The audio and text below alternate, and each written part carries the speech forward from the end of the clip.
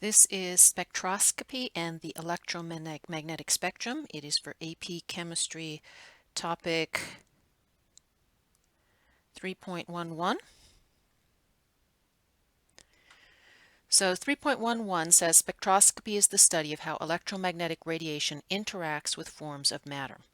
We will focus on molecules, not atoms. Previously we've done atoms. So there's really just three things. One, microwave radiation is associated with transitions in molecular rotational motion. Infrared radiation is associated with transitions in molecular vibrational levels. And ultraviolet and visible radiation is associated with transitions in electron energy levels.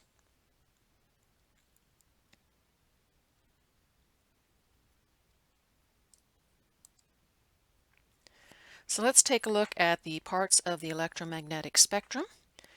So we've got a spectrum of electromagnetic energy. The purple arrow shows that we have increasing energy and frequency as we go from radio to gamma ray. We are only going to be focusing on the microwave, infrared, and ultraviolet region. So we'll do high energy to low energy mitron and how those photons impact on molecules. So let's first take a look at impact of UV light on atoms. We've done this before. UV photons excite electrons to higher orbitals in atoms. So let's take a look at exciting electrons in atoms. There's an electron in the first energy level. It's in the ground state. Adding energy to electrons makes them jump from a ground state to an excited state. We can do this either by heating or shining radiation on electrons. You don't see this visually. So in terms of how light is made, electrons are unstable in this higher energy level. They immediately fall back down to a lower energy level, and they're going to give off the extra energy as light, shown by this green wavelength. So there's our spectrum, Roy G. Biv, the electromagnetic spectrum. We only see the visible region. A big fall results in high energy light. A little fall results in lower energy light. Only certain quantized steps are possible, so we have discrete energy levels for the photons. Each step has a very specific energy, which in the visible region we see as color. Let's take a look at the impact of UV light now on molecules instead. So UV photons can break covalent bonds in molecules. Now, I said can, does not always, but it can, depending on the strength of the bond. So here's an example of UV radiation breaking covalent bonds.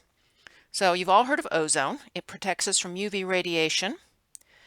But if we have photons with wavelengths of less than 320 nanometers, that can cause the relatively weak ozone bond to break.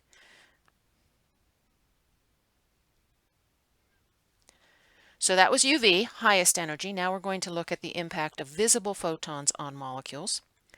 Visible light photons can excite electrons to higher molecular orbitals. These are similar to atomic orbitals, but they're orbitals that are spread out over the entire molecule. We see the absorption or emission of these photons as color. We used this when we took the visible spectrum of blue food dye. So there's the blue right there. We determined the concentration of blue food coloring, and then we did a second experiment where we tracked the kinetics of blue dye fading by adding bleach. So here's a question here. What would be the optimum wavelength to measure the concentration of yellow food coloring solution? Justify your answer. So pause here.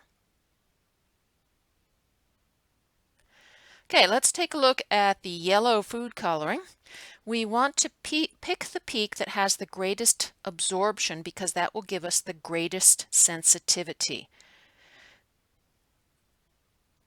So the answer would be about 430 nanometers. The wavelength is most sensitive to the dye concentration. That would be our justification. Next, we'll look at the impact of infrared photons on molecules. So infrared photons cause some molecules to vibrate or bend. So here's an image of a water molecule undergoing various types of vibrations.